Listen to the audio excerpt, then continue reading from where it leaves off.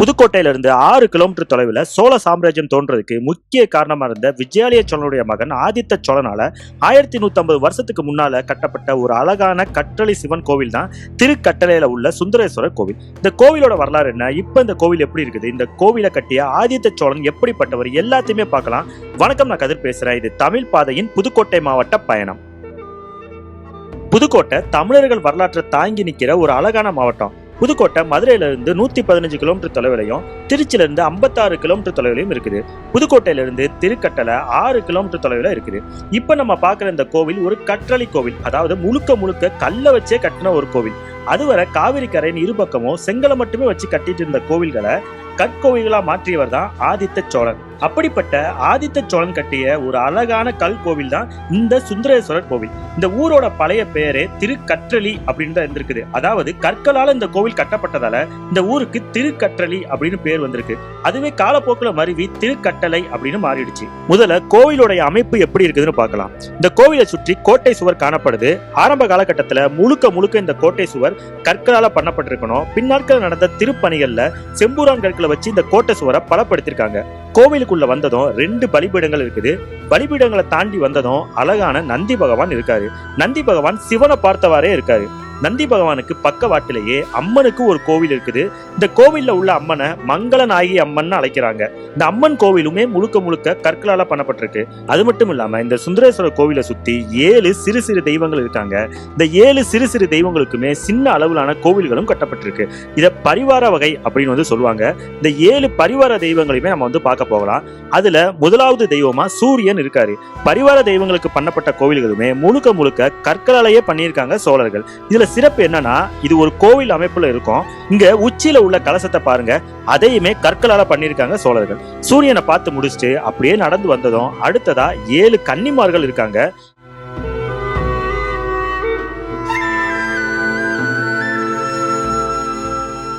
இந்த 2 கோயிலையுமே நல்லா பாருங்க.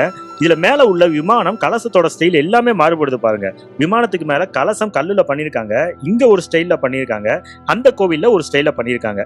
இந்த 2 கோவிலையும் பார்த்து முடிச்சுட்டு அடுத்ததா வந்தா விநாயகர் இருக்காரு. இங்கேயும் கோவிலோட அமைப்பு, கலசத்தோட அமைப்பு எல்லாமே மாறுபடுது. அப்படியே நடந்து போனா அடுத்ததா முருகன் இருக்காரு.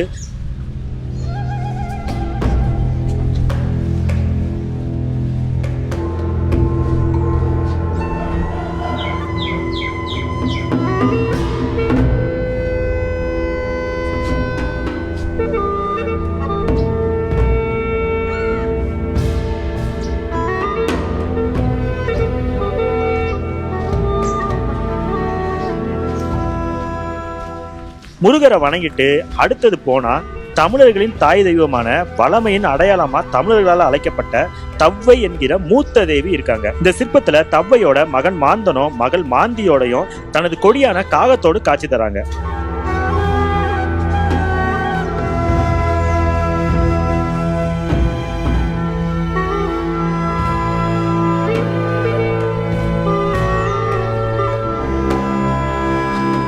தவ்வைய பார்த்து முடிச்சுட்டு அடுத்ததா அப்படி நடந்து வந்தா 6வது பரிவார தெய்வமா சந்திரன் இருக்காரு.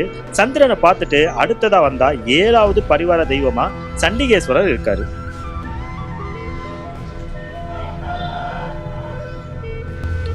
சண்டிகேஸ்வரரை பார்த்து முடிச்சுட்டு அப்படியே நடந்து வந்தா கோவிலுடைய கோட்டை சுவர்ல பைரவர் இருக்காரு. பைரவரை வணங்கிட்டு அப்படியே கீழே பாருங்க, கோட்டை சுவர்ல அடித்தளத்தை பாருங்க. இங்க கல்லால பண்ணியிருக்காங்க. இதுக்கு மேல பாருங்க செம்பூரான் கற்களால பண்ணியிருக்காங்க.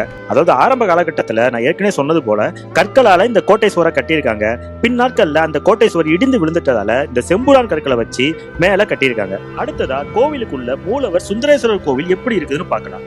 சுந்தரேஸ்வரர் இந்த கோவில்ல லிங்க வடிவமா காட்சி தராரு. இந்த கோவில் கருவறை, அர்த்த மண்டபம், முகமண்டபம்னு 3 பகுதிகளா பிரிக்கப்பட்டிருக்கு. கோயிலோட விமானம் மிக நேர்த்தியா அமைக்கப்பட்டிருக்குது. விமானத்துல 4 பக்கமும் நந்தியும் உச்சியில கலசமும் இருக்குது.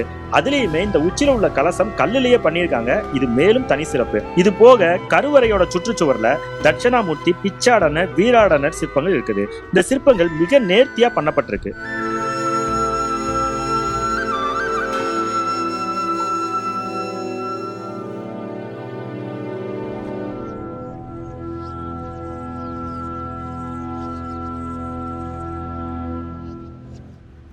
இப்ப இந்த கோவில்ல உள்ள கல்வெட்டுகள் என்ன சொல்லுதுன்னு பார்க்கலாம். கோவிலோட வடக்கு சுவர்ல உள்ள கல்வெட்டுகள் மூலமா விஜயாலய சோழனுடைய மகன் ஆதித்த சோழன் இந்த கோவிலை கட்டினது தெளிவா விளங்குது. இந்த கல்வெட்டு போக ஆதித்த சோழனுடைய மகன் முதலாம் பராந்தக சோழனுடைய 2வது ஆட்சி ஆண்டு வருடத்துல கொடுத்த நிலதானத்தை தெற்கு சுவர் கல்வெட்டு சொல்லுது.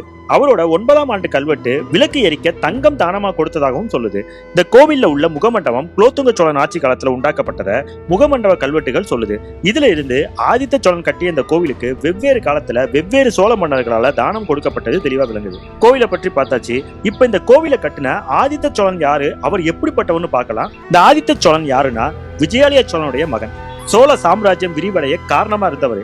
திருப்பரம்பியம் போர்ல வெற்றி வீரர். தொண்டை நாட்டை ஆண்ட பல்லவ மன்னன் அபராஜிதவர்மனை போர்ல கொன்னுட்டு பல்லவ நாட்டை கைப்பற்றியவர். ஆதித்த சோழன் அபராஜிதவர்மனை எப்படி கொன்னார்னா, யானை மேல அமர்ந்து சண்டையிட்ட அபராஜிதவர்மனை கீழே இருந்து பாய்ந்து கொன்னார்னு கன்னியாகுமரி கல்வெட்டு சொல்லுது. இதனால பல்லவ நாடுன்னு சொல்லப்படும் தொண்டை நாடு ஆதித்த சோழனுக்கு கீழே வருது. அதனால இவரை தொண்டை நாடு பரவின சோழனோ ராஜகேசரி வர்மனோ அழைச்சாங்க. அது மட்டும் இல்லாம இவரோட காலகட்டத்துல கொங்கு நாடும் சோழர்களுக்கு கீழே இணைக்கப்படுது. சோழ சாம்ராஜ்யத்துக்கு அடித்தளமிட்ட ஆதித்த சோழன் 907 இயற்கை எழுதினாரு.